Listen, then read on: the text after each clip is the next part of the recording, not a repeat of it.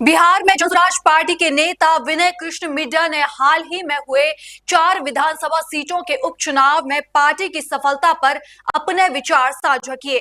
उन्होंने बताया कि बिहार की राजनीति में जनसुराज ने तीसरे विकल्प के रूप में अपनी जगह बनाई है और जनता ने इस विकल्प को स्वीकार किया है। मिश्रा ने पार्टी और बिहार की जनता के प्रति अपनी प्रतिबद्धता व्यक्त करते हुए कहा कि जनसुराज पार्टी राज्य की राजनीति में एक नई दिशा देने का काम करेगी। नमस्कार। बिहार में जनसुराज के प्रभाव से सभी प्रभावित हैं।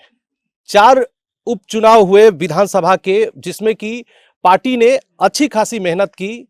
परिणाम चाहे पार्टी के पक्ष में ना रहे हो, लेकिन जनता ने जनसुराज को अपना प्यार और आशीर्वाद दिया। ये पार्टी के लिए कितना शुभ संकेत साबित होगा आने वाले मुख्य जो विधानसभा के चुनाव है 2025 के 243 सीटों पर, ये देखने वाली बात है। हमारे साथ है शाहपुर से जनसुराज पार्टी की तरफ से अपनी दावेदारी पेश करने वाले विनय मिश्रा जी। हम इनसे जानते हैं कि ये जनसुराज से आखिर किस लिए जुड़ना चाहते हैं और जनसुराज को लेकर इनकी क्या राय है। बहुत बहुत स्वागत है आपका। थैंक यू जी। तो देखिए, जनसुराज से हम लोग जुड़े हैं क्योंकि हम अपने गांव से पढ़े लिखे हैं, तो हमारा गांव से एक अलग लगाव है अपना। और हमारा ये था कि बाहर रह के पढ़ने के बाद और विदेश में भी नौकरी करने के बाद बेंगलोर में भी अपना कंपनी चलाते हैं, तो ये है कि हमने बहुत जॉब क्रिएट किया है लोगों के लिए। हमको सबसे बड़ी समस्या गांव में आजकल यही लग रही है कि लड़कों को जॉब नहीं मिल रहा है कोई तरीके का, और उसी प्रॉब्लम पे हमको काम करना है। जी।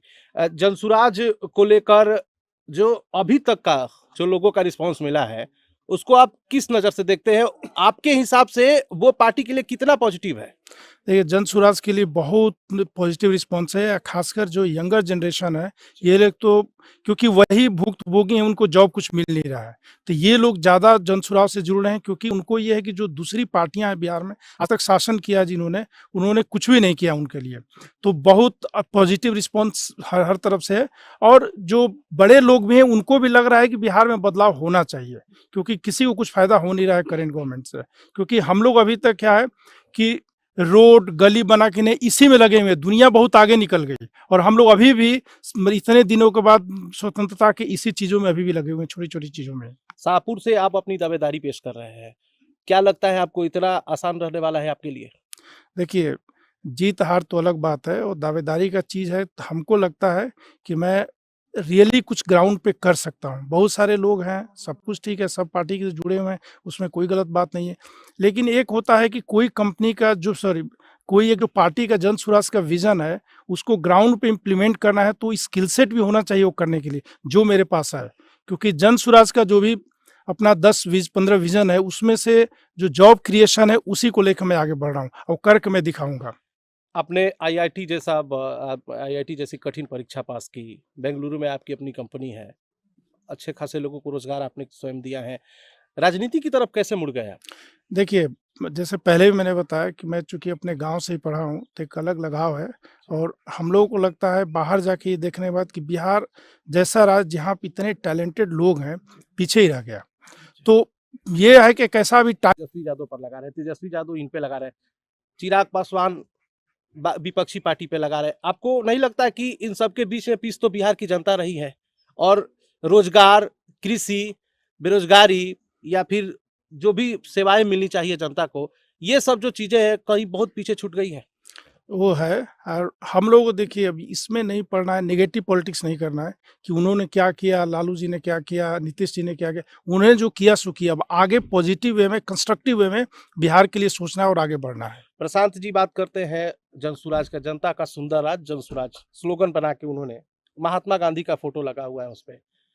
बिहार जैसे एक ऐसे राज्य में जहां पर जातिवाद का जहर बहुत हद तक लोगों के अंदर है, ये 4 जो सीटों पर उपचुनाव हुआ विधानसभा का, उसमें भी ये रंग देखने को मिला।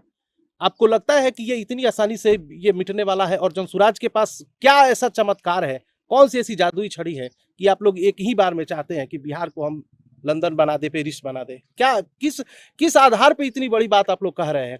ये इतना कॉन्फिडेंस कहाँ से आप लोग के पास आ रहा है? एक कॉन्फिडेंस इसलिए भी आता है क्योंकि हम लोगों ने लाइफ में बहुत कुछ किया है, अचीव किया है, अपने बूते पे किया, अपने बल पे किया है। तो हम लोगों में कॉन्फिडेंस इसीलिए है कि अगर सही तरीके से हम लोग आ गए तो जरूर चेंज ला सकते हैं। और जो भी जातिवादी का जो भी राजनीति, ये तो चलते रहेगा, उसमें कोई ये नहीं है। लेकिन हम लोग का ये एक अपना ये है, कोशिश कर रहे हैं कि ये सब चेंज करेंगे, टाइम लगेगा लेकिन चेंज होके रहेगा। जी। हम लोगों से बातें करें, उनको समझाते हैं। और ये सबसे बड़ी बात क्या है कि लोग इन लोगों को समझ रहे हैं इन चीज़ों को। आप यंगर जनरेशन से बात कीजिए, चाहे बड़े लोगों से भी बात कीजिए, उनको लग रहा है कि समाज में कुछ हुआ नहीं है और चेंज की ज़रूरत है, और सभी लोग विकल्प ढूंढ रहे हैं। बड़े-बड़े चेहरे पार्टी से जुड़ रहे हैं और अलग-अलग क्षेत्रों से लोग जुड़ रहे हैं। आप आईआईटीएन हैं, उसके बाद प्रशासनिक सेवा से आनंद मिश्रा जुड़े थे और भी तमाम लोग अलग-अलग क्षेत्र से जुड़ रहे हैं। जनसुराज के साथ जुड़ने का सबका मकसद एक ही है कि बिहार को बदला जाए। लेकिन हाल में जो 4 विधानसभा सीटों पर उपचुनाव हुआ, पार्टी को उस तरह की सफलता नहीं मिल पाई। कम से कम दूसरे नंबर पर भी पार्टी नहीं रह पाई और जितना वोट मिला, वो क्या लगता है कि 2025 में जो 243 सीटों पर विधानसभा का मुख्य जो चुनाव होगा, उसमें पार्टी को ये जो वोट मिला है, ये और बेहतर करने के लिए प्रेरित करेगा? देखिए, हम लोग मानते हैं कि उपचुनाव में जो भी हुआ अराउंड 10% हम लोग को वोट मिला है, वो हमारे लिए एक तरह से जीती है। 1 महीना पुरानी पार्टी, ठीक है, तब भी हम ही लोग एक पार्टी थे, चारों सीट पे हम लोगों ने कैंडिडेट खड़ा किया और उसमें 10% वोट मिला है। तो अभी देखिए 2025 का जो इलेक्शन होगा, तब तक पार्टी तो पूरे फुल फॉर्म में है और हम लोग ग्राउंड पे भी लगे हुए हैं सब लोग, और हम लोग को पूरा उम्मीद है 100% की बहुत अच्छा प्रदर्शन करेंगे 2025 के उपचुनाव में। 2025 के लिए चुनाव पार्टी में तैयार है? एकदम तैयार है हम लोग। तो देखिए, इसलिए ऐसा नहीं कि तैयारी है नहीं है, कितनी है, हमेशा एक रिलेटिव होता है। 1 महीना ओल्ड पार्टी होने के बाद भी हम लोग उपचुनाव में लग गए, क्योंकि हम लोग जनता को दिखाना चाहते हैं, देखो हम ही लोग चेंज ला सकते हैं आपके लिए, हम लोग कैपेबल हैं उसके लिए। अपने साथ के मामले में बहुत पीछे छूटा है। अगर आप विधायक बनकर आते हैं, तो क्या इस तरह की राजनीति पर लगाम लगाएंगे और शाहपुर का गौरव वापस आप दिलाएंगे? देखिए, हम लोग शाहपुर क्षेत्र के ही हैं और अपने ही गांव से पढ़े हुए हैं। जो एग्जिस्टिंग पार्टी है वो बोलती है कि उन्होंने नहीं किया, क्योंकि देखिए इन लोगों को इतना टाइम मिल चुका है दोनों पार्टी को कि अब उनके पास और कुछ बचा नहीं है। ये नहीं बोल सकते हमको टाइम नहीं मिला कुछ करने का, तो अब क्या उपाय है उसका? जो भी कोई पूछता है कि ये काम क्यों भाई दूसरी पार्टी ने नहीं किया, ये लोग करेंगे। बट हम लोगों को वो जो नेगेटिव चीज़ है उस पर ध्यान ही दें। हम आएंगे कंस्ट्रक्टिव वे में काम करके लोगों को दिखाएंगे और करके जाएंगे, क्योंकि हम लोग ने लाइफ में जो भी कोशिश किया वो किया है। शाहपुर के लिए क्या विशेष प्लान है? आखिरी सवाल मेरा आपसे। हाँ, तो देखिए, शाहपुर के लिए क्या आपने सोचा है और ऐसी क्या चीज ने आपको प्रेरित किया, ऐसा क्या आपके अंदर ऐसा उमड़ा कि बेंगलुरु से आप शाहपुर आ गए और अपनी जन्मभूमि पे आए कि मुझे अपने लोगों के लिए काम करना है? वो कौन सी ऐसी सबसे बड़ी चीज थी जिसने आपको गांव तक खींचकर वापस लाया? ठीक, देखिए मैंने पहले आपको थोड़ा अपने बारे में बता दूं। बेंगलोर में हमें पिछले 10-12 साल से बहुत स्टार्टअप में काम किया हम लोगों ने, कंपनी को स्टार्टअप से लेके बड़ी किया है।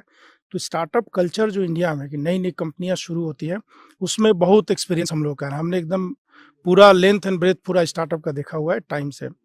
तो हमको लगता है कि हमारे शाहपुर में, चाहे पूरे बिहार में, जैसे बेरोजगारी का इशू है, ठीक है, तो हम लोग ये चाहते, मैं देखता हूँ कि बेंगलोर में एक कंपनी बैठ के ये सोचते हैं लड़के कि बिहार के चाहे किसी भी गांव में क्या इशू है और उस पर कंपनी बना के वो लोग चलाते हैं। क्या गांव में रहने वाले लोगों को नहीं मालूम उनको क्या प्रॉब्लम है?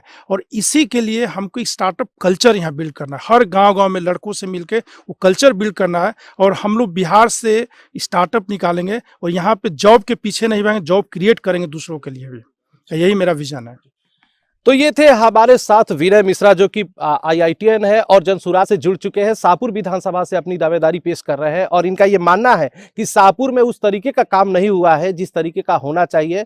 पूरे बिहार के बारे में इन्होंने चर्चा की, देश की राजनीति के ऊपर भी चर्चा की, लेकिन मुख्य मकसद यही था कि जनसुराज के साथ जब मैं जुड़ा हूं तो सभी लोगों के साथ साथ अपने क्षेत्र की जनता का भी विकास हो, और यही विकास की जो प्रेरणा है इनको बेंगलुरु से खींचकर इनके जन्मभूमि और इनके विधानसभा तक लेकर इनके आयोग बने रहिए हमारे साथ। धन्यवाद। धन्यवाद। परिचय एक बार दे दीजिए। मेरा नाम विनय कृष्ण मिश्रा है और गांव में हमको लोग मुन्नू से भी जानते हैं। एंड मैं जैसे एक बार अपना एजुकेशनल बैकग्राउंड भी बता देता हूँ कि मैं अपने गांव से ही 10th तक पढ़ा, फिर साइंस कॉलेज पटना से 11th-12th किया, उसके बाद मैं आईआईटी कानपुर से बीटेक किया एंड फिर मैं IIM बेंगलोर से एमबीए किया और उसके बाद से मैं यूएस में लाइक न्यूयॉर्क सिटी से post graduate diploma in machine learning AI किया और जब मैं कि जनसुराज के साथ जब मैं जुड़ चुके हैं, शाहपुर विधानसभा से अपनी दावेदारी पेश कर रहे हैं और इनका ये मानना है कि शाहपुर में उस तरीके का काम नहीं हुआ है जिस तरीके का होना चाहिए। पूरे बिहार के बारे में इन्होंने चर्चा की, देश की राजनीति के ऊपर भी चर्चा की, लेकिन मुख्य मकसद यही था कि जनसुराज के साथ जब मैं जुड़ा हूं तो सभी लोगों के साथ साथ अपने क्षेत्र की जनता का भी विकास हो, और यही विकास की जो प्रेरणा है इनको बेंगलुरु से खींचकर इनके जन्मभूमि और इनके विधानसभा तक लेकर इनके आयोग बने रहिए हमारे साथ। धन्यवाद। धन्यवाद। परिचय एक बार दे दीजिए। मेरा नाम विनय कृष्ण मिश्रा है और गांव में हमको लोग मुन्नू से भी जानते हैं। एंड मैं जैसे एक बार अपना एजुकेशनल बैकग्राउंड भी बता देता हूँ कि मैं अपने गांव से ही 10th तक पढ़ा, फिर साइंस कॉलेज पटना से 11th-12th किया, उसके बाद मैं IIT कानपुर से BTech किया, एंड फिर मैं IIM बेंगलोर से MBA किया, और उसके बाद से मैं US में लाइक न्यूयॉर्क सिटी से post graduate diploma in machine learning AI किया कोलंबिया इंजीनियरिंग से, और मोस्ट ऑफ द पार्ट में लाइफ में IT इंडस्ट्री में काम किया हूँ, और बेंगलोर में अभी हम लोग कंपनी चलाते हैं अपना।